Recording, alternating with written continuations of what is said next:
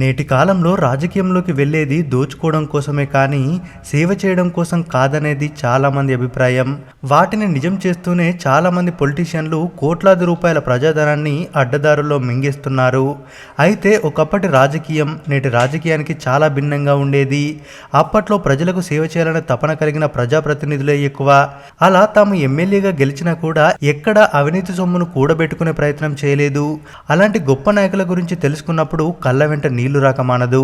కొన్నేళ్ల పాటు రాజకీయాల్లో ఉండి ఎన్నో పదవులు అనుభవించి కూడా చివరికి అతి సామాన్య జీవితం గడుపుతుంటారు. అలాంటి ఓ నిస్వార్థ లీడర్ గురించే ఈరోజు వీడియోలో తెలుసుకుందాం. అది మెలియపుట్టి మండలంలోని ముక్తాపురం అనే గ్రామం. ఓ రిపోర్టర్ ఏదో పని మీద ఊరు వెళ్ళాడు. పని ముగించుకొని వెళ్తుండగా అతనికి ఓ పాడుబడ్డ ఇల్లు కనిపించింది. చూస్తుంటే పాతకాలంలో కట్టిన ఇల్లులా ఉంది. ఏ క్షణమైనా కూలిపోయే పరిస్థితి ఆ ఇంటిది. ఆ ఇంట్లో ఓ అవ్వ ఒంటరిగా ఉంటుంది. ఆ ఇంట్లో ఆవిడ పడుతున్న కష్టాలు, ఆమె జీవిస్తున్న తీరు చూసి ఎవరో సామాన్యులు అనుకుంటే పొరపాటే. ఎందుకంటే ఆవిడో ప్రజాప్రతినిధి. ఆవిడే సుక్క పగడాలమ్మ. ఈ పేరు మనకు పెద్దగా తెలియకపోవచ్చు. ఎక్కడ విన్న దాఖలాలు కూడా తక్కువే. ఎందుకంటే మరుగున పడ్డ మునిమాణిక్యం ఆవిడ. ఆమె ఒకప్పుడు ఎమ్మెల్యే, ప్రజలకు దీనబంధువు, కష్టజీవుల కళ్ళలో చిరుదీపం. పేద ప్రజల సమస్యలు తీర్చడానికి ఆమె ఇంటి తలుపులెప్పుడు తెరిచే ఉంటాయి. అలాంటి మనిషి ఇప్పుడు ఒంటరైంది. కారు లేదు, జేజేలు కొట్టే కార్యకర్తలు లేరు, వెన్నంటే తిరిగే పోలీసులు లేరు. గవర్నమెంట్ ఇచ్చే పెన్షన్తోనే బతుకిడుస్తుంది.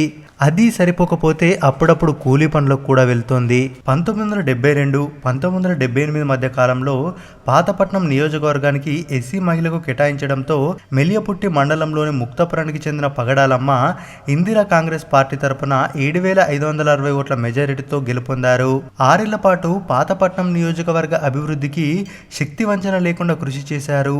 పివి నరసింహారావు, జలగం వెంగళరావులు ముఖ్యమంత్రులుగా ఉన్న కాలంలో పగడాలమ్మ ఎమ్మెల్యేగా ఉన్నారు. అప్పట్లో ఎమ్మెల్యేగా జీతం 300 రూపాయలు.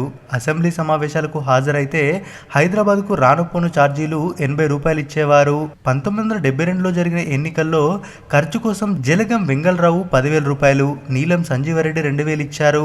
వాటికి తోడుగా మాకున్న కొంత ఆస్తిని అమ్మేసి మొత్తం 18,000తో పోటీ చేశాను. మంచి మెజారిటీతో గెలిచాను.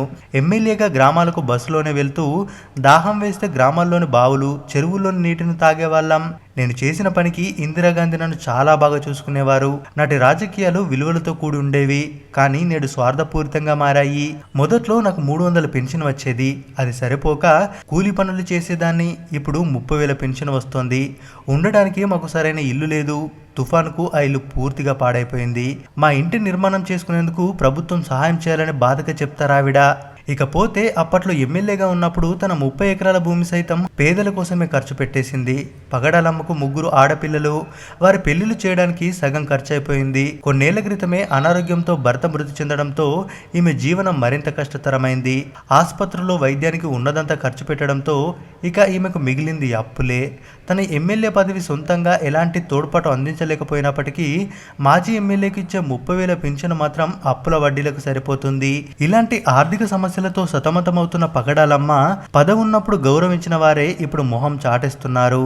ముక్తాపురం గ్రామంలో కడు దయనీయంగా ఉంటున్న ఈ మాజీ ఎమ్మెల్యేకు నేటి ప్రజాప్రతినిధులు ఆదర్శంగా తీసుకోవడమే కాదు, ఆదుకోవాల్సిన అవసరం ఎంతైనా ఉందని కోరుతున్నారు అక్కడి స్థానికులు. ఇందిరాగాంధీ లాంటి నేతలతో కలిసి పనిచేసిన ఈ మాజీ ఎమ్మెల్యే వేలాది మందికి సహాయం అందించింది. అలాంటి నేత ఇప్పుడు తనకు గూడు, ఆర్థిక సహాయం చేయాలంటూ కనిపించిన వారందరినీ వేడుకుంటోంది. ఇక దివంగత సీఎం రాజశేఖర్ రెడ్డికి తన పరిస్థితి గురించి తెలియజేసిన తర్వాత తనను ఆఫీసుకు రావాలని కబురు పంపించారు. అయితే ఆయనకు ప్రమాదం చోటు చేసుకోవడం వలన ఆయన కానరాని లోకాలకు వెళ్ళిపోవడంతో తర్వాత పగడాలమ్మను పట్టించుకునే వారే లేకపోయారు. అయితే కొన్నిసార్లు ఎమ్మెల్యే కావడమే ఆమెకు శాపంగా ఉన్నట్లుంది. ఉపాధి పనులకు కూలిగా కొంతకాలం వెళ్ళిన తర్వాత ఆమె మాజీ ఎమ్మెల్యే అని తెలిసి పనికి రావద్దన్నారు. ఇప్పుడు ప్రభుత్వం మీదే ఆధారపడుతోంది. ఇక ఎందరో పేదల జీవితాల్లో వెలుగులు నింపిన ఈవిడ ఇప్పటి ప్రభుత్వాలకు ఎన్నో అర్జీలు పెట్టుకున్నా సహకారం దక్కడం లేదు. ప్రస్తుతం ఆమె శిథిలావస్థలో ఉన్న ఇంటిలోనే తల దాచుకుంటుంది. కనీసం ఇంటి నిర్మాణానికి సంబంధించిన సహాయం కూడా ఆమెకు దక్కడం లేదు. ఇప్పటికైనా ప్రభుత్వం దృష్టి సారించాల్సిన అవసరం ఉంది. మొత్తంగా ఈ రోజుల్లో రాజకీయం పూర్తిగా వ్యాపారం అయిపోయింది. ఎంత తెస్తున్నారు, ఎంత ఇస్తున్నారు, ఎంత సంపాదిస్తున్నారు, ఈ రాజకీయ గణిత శాస్త్రాన్ని అంతా వంట పట్టించుకుంటున్నారు. ఈ రోజుల్లో చూస్తే పగడాలమ్మ లాంటి వారు ఎక్కడ భూతద్దంలో పెట్టి వెతికినా కనిపించరు. కనీసం ఆమెను ఆదుకునైనా ఎంతో కొంత అండగా ఉండాలని అందరం కోరుకుందాం. మరి ఇలాంటి నిస్వార్థ రాజకీయ నాయకుల గురించి ఈ తరం వాళ్ళు ఖచ్చితంగా తెలుసుకోవాల్సిన అవసరం ఎంతైనా ఉంది. కాబట్టి ఈ వీడియోని నలుగురికి షేర్ చేయండి. ఇక ఈ వీడియో గురించి మీ అభిప్రాయాన్ని కామెంట్ రూపంలో తెలియజేయండి. వీడియో నచ్చితే ఓ లైక్ వేసుకోండి. మరిన్ని ఇలాంటి మంచి మంచి వీడియోస్ కోసం మన ఛానల్ని సబ్స్క్రైబ్ చేసుకోవడం మాత్రం మర్చిపోవద్దు.